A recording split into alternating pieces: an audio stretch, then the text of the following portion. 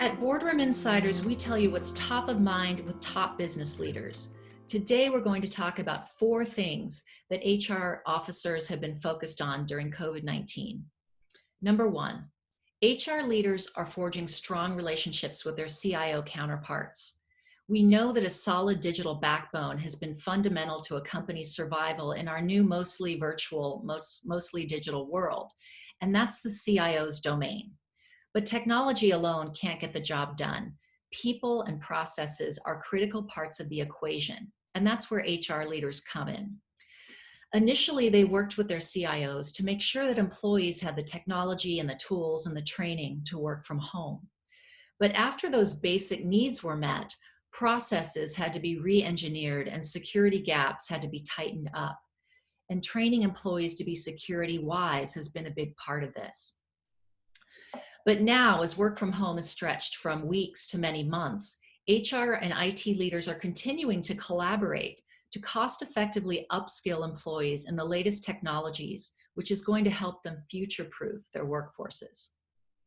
Number 2, HR leaders are the keepers of the culture, and culture has never been more important than it is right now.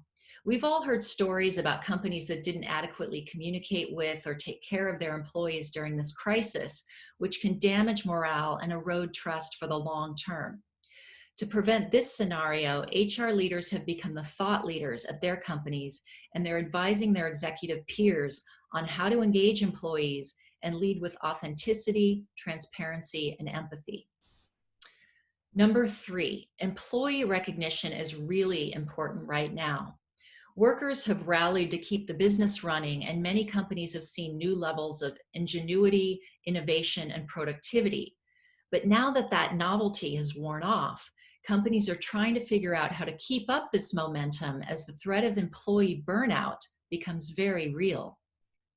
Recognition, when deployed thoughtfully and authentically, is a powerful tool, and HR leaders are thinking creatively about what types of rewards are most impactful and will keep employees motivated. Which brings us to number 4, employee mental health is suffering. Recent surveys show that uncertainty and worry about family, health, jobs, financial security, and civil and political unrest are taking a big toll on the American workforce. We are mentally, emotionally, and physically exhausted. HR leaders are looking for solutions and responding with virtual wellness offerings like fitness classes, counseling, meditation apps, and free virtual programs for employees' children like summer camps.